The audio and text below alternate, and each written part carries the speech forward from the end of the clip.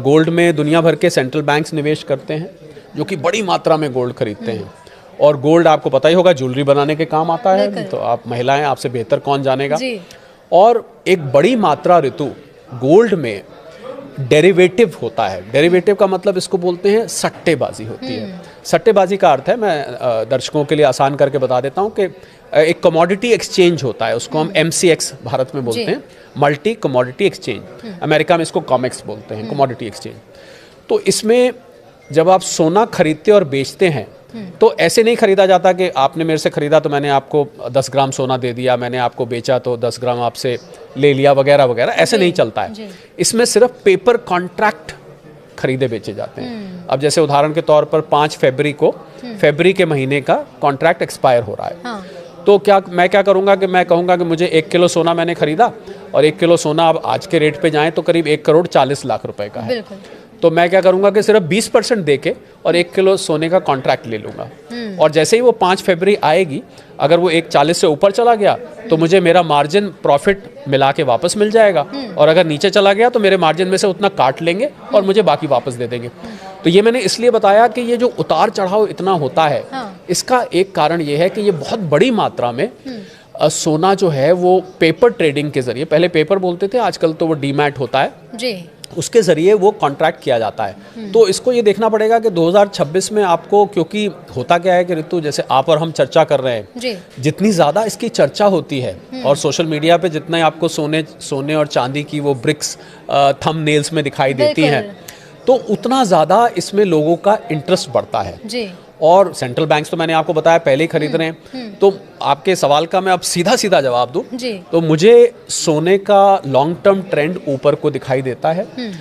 हो सकता है 2026 में बीच में कुछ दिन के लिए ठहर जाए, कुछ दिन के लिए थोड़ी करेक्शन आए, ये भी हो सकता है। पर लॉन्ग टर्म ट्रेंड ऊपर दिखता है। और इसका एक बहुत बड़ा कारण ऋतु मैं और बता दूं कि जो जियोपॉलिटिकल टेंशन्स हैं, ये जो दुनिया भर में आपने विश्व युद्ध की बातें बार बार सुनाई दे रही हैं, अलग अलग देशों में युद्ध जैसे युद्ध जैसे हालात बन रहे हैं।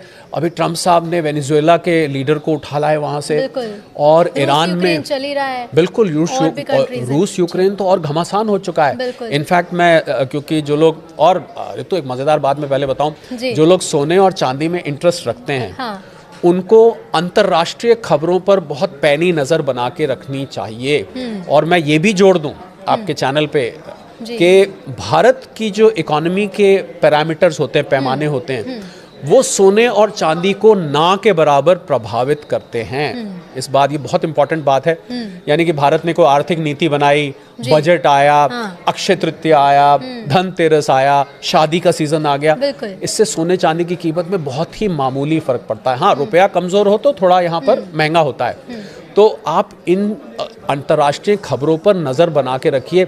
अगर वाकई में, मैं सबको आज ये हिदायत देना चाहूँगा, अगर आप सोने के शौकीन हैं और सोने में निवेश के शौकीन हैं, तो आपको अंतर्राष्ट्रीय खबरें आज से ही ट्रैक करनी शुरू कर देनी चाहिए। मैंने इसलिए जिक्र किया कि शायद कम लोग जानते हैं इस बात को कि रशिया के पास एक मिसाइल है, उसका नाम है ऑर्शनिक। और रशिया का एक पड़ोसी देश है, उसका नाम है बेलारूस जी, उसका बहुत घनिष्ठ मित्र है जी। उसने अपनी ऑर्शनिक मिसाइल को बेलारूस में, क्योंकि बेलारूस यूरोप के और नजदीक है, वहां पर तैनात कर दिया है। और यूरोप के जो बड़े देश हैं, जिसमें फ्रांस में पेरिस उसका कैपिटल है, यूके का कैपिटल लंदन है, जर्मनी का कैपिटल बर्लिन है, पोलैंड का कैपिटल वॉर्सो है, मैं 4 नाम ले रहा हूँ, और भी देश हैं, उसने इसको निशाना साध दिया है उन देशों की तरफ। और ये मिसाइल न्यूक्लियर हेड कैरी करती है। आप समझ सकते हैं कि कितनी खतरनाक परिस्थिति है। हम लोग ना यहाँ पर क्या है ऋतु, हम लोग अपने देश की खबरों में इतने खो जाते हैं, मामलों में ध्यान ही नहीं दे रहे। लालू प्रसाद जी क्या कर रहे हैं, तेजस्वी क्या कर रहे हैं, अखिलेश जी क्या कर रहे हैं, हमारे नीतीश बाबू क्या कर रहे हैं, हमारे छत्तीसगढ़ में क्या हो रहा है, MP में क्या हो रहा है, राजस्थान में, कि हम अंतर्राष्ट्रीय खबरों को भूल ही जाते हैं, जबकि दुनिया तो बहुत बड़ी है। तो मुझे लग रहा है सोने चांदी के निवेशकों को और ट्रेडर्स को, अगर वो अंतर्राष्ट्रीय खबरें नहीं खंगाल रहे तो वो हमेशा ही असमंजस में बने रहेंगे, उनको कुछ नहीं पता लग पाएगा कि क्या खबरों को देखकर वो कैसे समझे? जैसे आप तो मार्केट एक्सपर्ट है तो बता देंगे कि चलिए 2026 कितना सेफ है या फिर सोने में निवेश कितना सेफ है। लोगों ने देखना शुरू भी किया है तो वो उससे कैसे आकलन कैसे करें कि निवेश ठीक है या नहीं? बहुत आसान है। हाँ। ऋतु बहुत आसान है। जब आपको लगे कि ये जियोपॉलिटिकल टेंशन बढ़ रही है, हाँ। जब आपको लगे एक मिसाइल चली, एक रॉकेट चला, जी।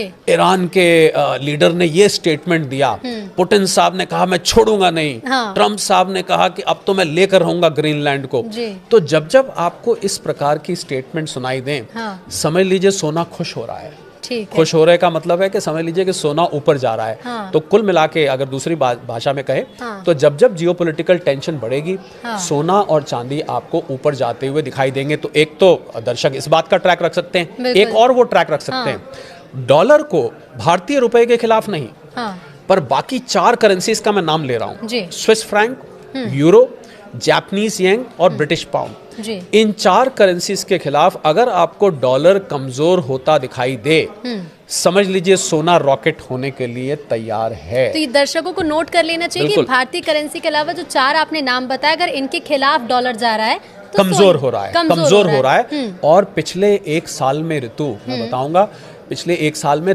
50 साल में सबसे ज्यादा गिरावट इन 4 करेंसीज के खिलाफ आई है। रुपए के मुकाबले तो 90 से ऊपर चल रहा है। मुझे लगता है कि कोई दर्शक ध्यान भी नहीं देते होंगे कि दुनिया में क्या चल रहा है, और हम सोने में अगर निवेश करें तो हमें किन चीजों पर ध्यान देना है। बिल्कुल, बहुत मैं काम की चीज यही है। बताना। और हाँ। एक खबर और पर नजर रखें, अगर कहीं से रख सका, मुझे लगता है न्यूज़ 18 से बढ़िया कोई प्लेटफॉर्म नहीं है जो आपको ये बताएगा।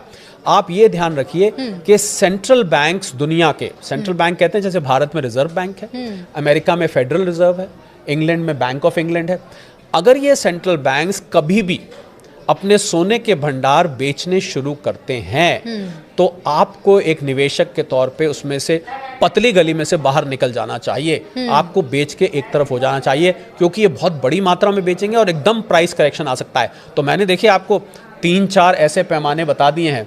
अगर आप न्यूज़ खंगाल के या न्यूज़ 18 के जरिए अगर आप ये निकाल लें, तो आप हमारा सिर्फ पॉडकास्ट देख लीजिए, आप समझ जाएंगे कि गोल्ड में निवेश कितना सेफ है। Exactly. अच्छा, भारतीय बाजार की अगर हम बात करें, क्योंकि खरमास खत्म होने वाला है, शादी का सीजन शुरू होगा। हालांकि जिनकी शादी होने वाली उन्होंने तो गोल्ड खरीद लिया होगा, लेकिन उसके बाद हम देखते हैं कि शादी का सीजन शुरू हो जाता है तो गहने खरीदने वाले लोगों की संख्या बढ़ जाती है। सब अपनी बच्ची को गहने देना चाहते हैं, गोल्ड में निवेश भी करते हैं। और आजकल तो लोग, महिलाएं खासतौर पर जो हमें देख रही होंगी, वो तो ये समझ रही होंगी कि महिलाओं के लिए निवेश मतलब है गहने खरीद लो कि उनको पहन भी लो, और उसके बाद जब रेट बढ़ेंगे तो उसके भी बढ़ जाएंगे। इसका बाजार पर कितना असर पड़ता है? जब शादी का सीजन आ जाता है तो बाजार में तेजी आएगी क्योंकि रेट भी बढ़ रहे हैं, या फिर रेट बढ़ रहे हैं तो इस बार बाजार थोड़ा सा कमजोर नजर आएगा, भारतीय बाजार? कुछ 100 रुपए का फर्क पड़ता है भारत में शादी के सीजन से।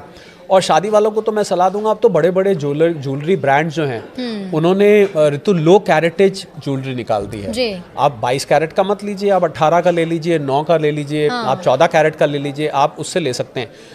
ज्वेलरी में निवेश नहीं करना चाहिए, क्योंकि ज्वेलरी को आप निवेश करेंगे तो आपका मेकिंग चार्जेस कट जाएगा और आपकी उसमें इम्प्योरिटी, जिसको गांव की भाषा में खोट कहते हैं, वो खोट निकाल दी जाती है, तो उससे आपका रिटर्न उसमें कम हो जाता है। तो अगर आपको गोल्ड लेना है निवेश के लिए तो आप बिस्किट्स ले सकते हैं, कॉइन्स ले सकते हैं, और सबसे अच्छा तरीका तो ऋतु ETF है। तो जहां तक आपने शादी की बात करी, मुझे लग रहा है आप शादी जो लोग कर रहे हैं उनको समझ में आ गया है कि भैया अगर किसी ने अपनी बेटी को मान लीजिए 5 तोले देना था, 50 ग्राम देना था, अब वो बेचारे 10 ग्राम ही मुश्किल से खरीद पा रहे हैं या 20 ग्राम खरीद पा रहे हैं। तो कोई बात नहीं, मुझे लग रहा है, देखिए तो आप ये बात मानेंगे, आप महिलाएं, आप इस बात से कुछ को समझ सकती हैं। आप जब शादी में पहन के जाते हैं और रील बनानी होती है, फोटो खिंचवानी होती है, थोड़ी ना कोई पूछता है ये मैडम जरा बताइए कितने कैरेट का आपने पहना हुआ है, ऐसे कौन पूछता है। आपने उस टाइम सजा और आपने उसको फोटो खिंचवाई, रील का, तो आप गहने को लो कैरेटेज का